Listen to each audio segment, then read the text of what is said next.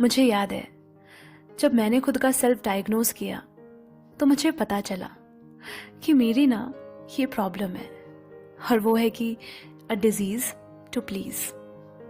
हाँ, मुझे पता ही नहीं चला कि कब मेरी इस आदत ने मुझे एक पीपल प्लीजर बना दिया, क्योंकि मुझे लगता था कि जब सब मुझसे खुश रहेंगे, जब मैं सबको खुश रखूंगी तो मैं भी खुश रहूंगी, जिसमें कुछ गलत नहीं है, मैं जानती हूँ।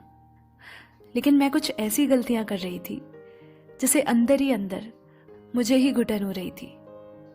हमेशा अपने काम, अपनी प्रायोरिटीज को ना कहकर मैं दूसरों की हाँ में हाँ मिलाती रही। चाहे कोई बात मुझे पसंद ना आ रही हो, वैसा करने का मन ना हो जैसा औरों को है, चाहे वो अपने पेरेंट्स ही क्यों ना हो। एक डर था कि कहीं किसी को मेरी बात का बुरा ना लग जाए, कहीं अगर मैंने मना किया तो वो मेरे बारे में क्या सोचेंगे, और न जाने क्या क्या, क्योंकि ना कहना तो कभी सीखा ही नहीं था। बचपन की इस आदत से मैं कभी अपने वर्थ को नहीं समझ पाई।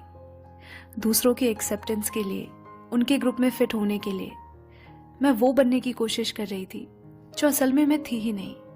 सबकी पसंद बनने के लिए कहीं ना कहीं मैं खुद ही को नापसंद कर रही थी। मैं कौन हूं, मैं क्या हूं, अपने ही वजूद को भूलती जा रही थी। बस खुद को भूलकर सबको याद रखा। उनकी खुशियां, उनकी एक्सपेक्टेशंस को पूरा करने के लिए मैंने खुद ही के साथ कॉम्प्रोमाइज किया, और इन सब के चक्कर में मैं खुद ही सफर करती रही। वो क्या है ना, मैं ठहरी मासूम, उस वक्त ये समझ ही नहीं आया कि आप सबको खुश रखना और खुश देखना चाहते हो, ये बात ठीक है, मगर हमेशा ही सब आपसे खुश रहें ये पॉसिबल नहीं। क्योंकि मैंने देखा है कि मैं कितना भी क्यों ना कर लूं, चाहे मैं उनके हिसाब से क्यों ना चलूं, लोग कभी सेटिस्फाई नहीं होते। ऊपर से उनकी उम्मीदें और बढ़ जाती है मुझसे।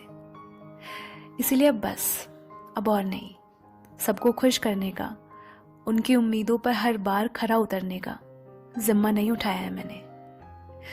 अब खुद को खुश रखना ही मेरी प्रायोरिटी है, और जिम्मेदारी भी, क्योंकि अब जरूरत नहीं लगती किसी से कुछ लेने की, चाहे प्यार हो, अटेंशन हो या अप्रूवल, वो सब कुछ जो हम दूसरों से चाहते हैं, क्योंकि वो सब मैं खुद को देने के लिए काफी हूं।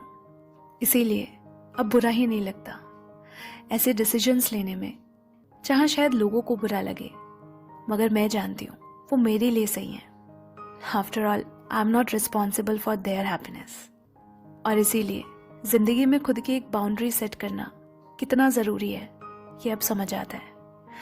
नहीं तो सब आपकी अच्छाई को फॉर ग्रांटेड लेने लगते हैं। And that's why I am very glad that I break my old patterns, not a people pleaser anymore, staying true to myself, my values, my purpose.